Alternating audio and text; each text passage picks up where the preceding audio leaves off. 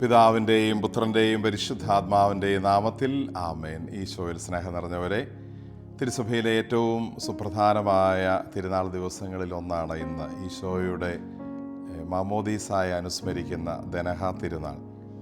വലിയ പ്രാധാന്യത്തോടെ സഭയിൽ ആചരിക്കുന്ന ഒരു തിരുനാളാണിത്. വടക്കൻ ഭാഗങ്ങളിൽ പിണ്ടുകൂത്തി പെരുന്നാളെന്നും തെക്കൻ ഭാഗങ്ങളിൽ ദനഹ തിരുനാളെന്നും രാക്കുളി തിരുനാളെന്നും ഒക്കെ ഈ തിരുനാൾ അറിയപ്പെടുന്നു. ഈശോ യോർദാൻ നദിയിൽ വന്ന് യോഹന്നാനിൽ നിന്ന് മാമോദീസ സ്വീകരിച്ചതിനെയാണ് ഈ ഒരു വലിയ ഓർമ്മ അനുസ്മരിക്കുന്നതെന്ന് നമുക്കറിയാം. ഔദ്യോഗികമായി ഈശോ ജനതകളുടെ ഇടയിലേക്ക് പ്രത്യക്ഷപ്പെട്ട് പരസ്യ ജീവിതം ആരംഭിക്കുന്നതിൻ്റെ നാന്ദിയായിട്ടാണ് ഈ തിരുനാളിനെ നമ്മൾ ആചരിക്കുന്നതും അതിൻ്റെ ആത്മീയ പ്രാധാന്യം മനസ്സിലാക്കുന്നതും. ഉദയം, പ്രത്യക്ഷപ്പെടൽ, ആവിഷ്കാരം, വെളിപാട് എന്നൊക്കെയാണ് ഇതിന് പൊതുവെ അർത്ഥം കൽപ്പിച്ച് പറയുന്നത്. ഈശോ മാമോദീസായിലൂടെ ലോകത്തിന് സ്വയം വെളിപ്പെടുത്തുന്നതാണ് നമ്മൾ ഈ തിരുനാളിൽ കാണുന്നത്. ആത്മീയമായ അർത്ഥത്തിൽ ഇത് ഈശോയുടെ വരാനിരിക്കുന്ന പെസഹ രഹസ്യത്തിൻ്റെ തന്നെ ഒരു വലിയ സൂചനയാണ്. ഈശോയുടെ ഉത്ഥാനത്തിൻ്റെ രഹസ്യമാണ് ഇവിടെ അനാവരണം ചെയ്യപ്പെടുന്നത്. വെള്ളത്തിൽ മുങ്ങി വെള്ളത്തിൽ നിന്ന് നിവരുമ്പോൾ മരണത്തിൽ നിന്ന് ജീവനിലേക്ക് കടന്നു വരുന്ന ഈശോയുടെ, അല്ലെങ്കിൽ എല്ലാ മനുഷ്യനും ഉണ്ടാകേണ്ട വലിയൊരു പ്രത്യാശയുടെ ഓർമ്മപ്പെടുത്തൽ കൂടിയാണ് ഈ വെള്ളത്തിൽ നിന്ന് മുങ്ങി നിവരുന്ന കാര്യം വഴി മാമോദീസായിലൂടെ ഈശോ നമുക്ക് കാണിച്ചു തരുന്നതെന്ന് പ്രത്യേകമായി ഈ സന്ദർഭത്തിൽ നമ്മൾ അനുസ്മരിക്കുകയാണ്. അതുപോലെ പരിശുദ്ധ ത്രിത്വം വെളിപ്പെടുന്ന ഒരു സുപ്രധാന സന്ദർഭമായും നമ്മൾ ഈ സന്ദർഭത്തെ, ഈ ഈശോയുടെ മാമോദീസ വേളയെ മനസ്സിലാക്കിയിട്ടുണ്ട്. രണ്ട് പ്രത്യേകമായ ധ്യാന വിചാരങ്ങൾ പങ്കുവയ്ക്കാൻ ആഗ്രഹിക്കുന്നു. ഒന്ന്, ഈശോയ്ക്ക് ഈ ഒരു മാമോദീസ യോഹന്നാനിൽ നിന്ന് സ്വീകരിക്കേണ്ട കാര്യമില്ലായിരുന്നു എന്ന് നമുക്കറിയാം. കാരണം അത് യഹൂദ മതത്തിൽ നിന്ന് പാപം ചെയ്ത് പുറത്തുപോയ ആളുകൾക്ക് യഹൂദ മതത്തിലേക്ക് തിരികെ വരാൻ വേണ്ടി ഉള്ള ഒരു അനുതാപത്തിൻ്റെ, പാപമോചനത്തിൻ്റെ മാമോദീസ യോഹന്നാൻ കൊടുത്തിരുന്നിടത്താണ് ഒരു പാപവുമില്ലാത്ത, സ്വീകരിക്കേണ്ട ഒരാവശ്യവുമില്ലാത്ത ഈശോ വന്ന് ഈ മാമോദീസായ്ക്കായി നിൽക്കുന്നു. അത് സ്നാപയോഹന്നാനെ അത്ഭുതപ്പെടുത്തുകയും ചെയ്യുന്നു. അദ്ദേഹം പറയുന്നുണ്ട്, ഞാൻ നിന്നിൽ നിന്ന് സ്നാനം സ്വീകരിക്കേണ്ടിയിരിക്കെ നീ എൻ്റെ അടുത്തേക്ക് വരുന്നുവോ? അപ്പോൾ ഈശോ പറയുന്നു, അതൊന്നും നോക്കേണ്ട, ഇപ്പോൾ ഇത് സമ്മതിക്കുക. ഈശോയെക്കുറിച്ച് പറയുന്നത് ദൈവം നമ്മോടുകൂടെ വന്നു എന്നുള്ളതാണ്.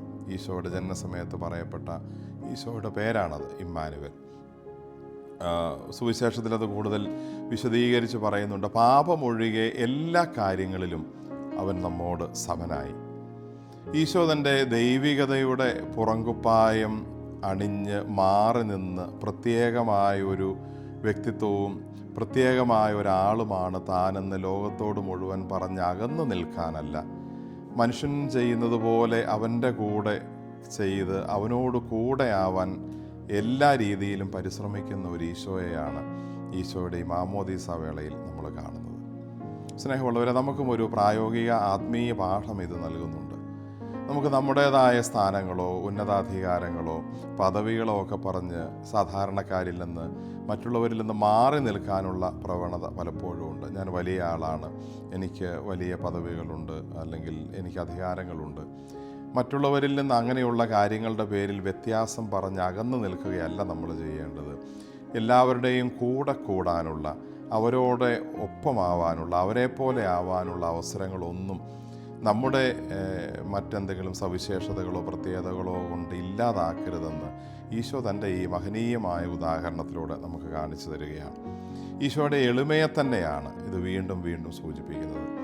സ്വർഗത്തിലായിരുന്ന, സ്വർഗത്തിൻ്റെ മഹിമ വെടിഞ്ഞ് ഭൂമിയിലേക്ക് ഇറങ്ങി വന്ന ആ ഈശോ എല്ലാ രീതിയിലും മനുഷ്യനോട് സമനാകാൻ പരിശ്രമിക്കുന്നതിൻ്റെ ഒരു കാര്യം തന്നെയാണ് ഈ മാമോദീസയുടെ ഉദാഹരണത്തിൽ കാണുന്നതെന്ന് നമ്മൾ തിരിച്ചറിയുന്നു.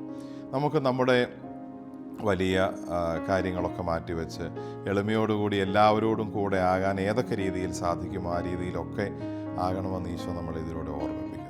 രണ്ടാമത്തെ പ്രധാനപ്പെട്ട ഒരു കാര്യം, ഇവിടെ മാമോദീസായിൽ ഈശോ തന്നെ വെളിപ്പെടുത്തുകയാണ്. മറഞ്ഞിരുന്ന ദൈവമായ ആ ഒരു സത്ത മനുഷ്യനായി അവതരിച്ച് ഇപ്പോൾ ഇതാ ലോകത്തിന് മുഴുവൻ മുമ്പിൽ സ്വയം വെളിപ്പെടുത്തുന്നു. ഈശോ വളരെ ശാന്തനായി, എളിമയോടെ, വളരെ ദൈവീകമായ രീതിയിലാണ് തൻ്റെ വെളിപ്പെടുത്തൽ ഈ ലോകത്തിന് മുമ്പിൽ നടത്തുന്നത്.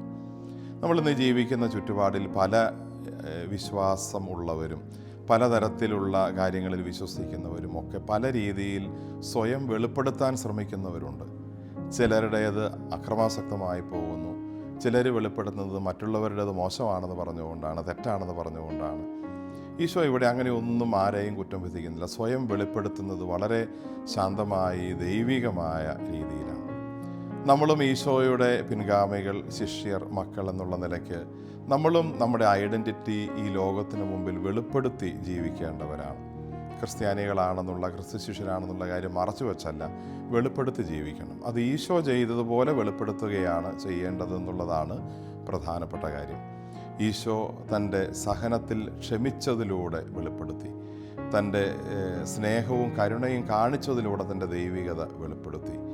ഈശോ എല്ലാവരെയും ചേർത്ത് നിർത്തിയതിലൂടെ ഈശോ തൻ്റെ ദൈവികത വെളിപ്പെടുത്തി. നമ്മുടെ നല്ല വാക്കുകളിലൂടെ, നല്ല പ്രവർത്തനങ്ങളിലൂടെ, നന്മയും കരുണയും നിറഞ്ഞ പ്രവർത്തനങ്ങളിലൂടെയാണ് നമ്മളിലെ ക്രിസ്തു ശിഷ്യത്വം നമ്മൾ മറ്റുള്ളവരുടെ മുമ്പിൽ വെളിപ്പെടുത്തി ജീവിക്കേണ്ടതെന്ന് ഈശോ ഓർമ്മിപ്പിക്കുന്നു. മദർ തെരേസ നല്ല ആത്മീയ പിൻബലമുള്ള ശുശ്രൂഷ ചെയ്തപ്പോൾ അവർ ദൈവത്തെ വെളിപ്പെടുത്തി. അൽഫോൻസാമ സഹനത്തെ സ്നേഹത്തോടെ സ്വീകരിച്ചപ്പോൾ ദൈവത്തെ വെളിപ്പെടുത്തി. വിശുദ്ധരായ എല്ലാവരും അവരവരുടേതായ ജീവിത സാഹചര്യങ്ങളിൽ, അത് കുടുംബജീവിതത്തിൽ നിന്ന് വിശുദ്ധ പദവിയിലേക്ക് വന്നവരോ, സന്യാസ പൗരോഹിത്യ ജീവിതങ്ങളിൽ നിന്ന് വന്നവരോ, ഏകസ്ഥ ജീവിതങ്ങളിൽ നിന്ന് വന്നവർ വിശുദ്ധിയിലേക്ക് വന്നവരോ ഒക്കെ അവരവരുടെ ജീവിത സാഹചര്യങ്ങളിൽ ദൈവത്തെ വെളിപ്പെടുത്തിയവരാണ് തങ്ങളുടെ ജീവിതത്തിലൂടെ. നമുക്കുമുള്ള വലിയ ഒരു ഉത്തരവാദിത്വവും അതുപോലെ തന്നെ വെല്ലുവിളിയും ഇത് തന്നെയാണ്. നമ്മുടെ ജീവിതത്തിൻ്റെ പരിമിതികൾക്കുള്ളിൽ നിന്നുകൊണ്ട് എങ്ങനെ ദൈവത്തെ നമ്മളിലൂടെ വെളിപ്പെടുത്താൻ പറ്റും.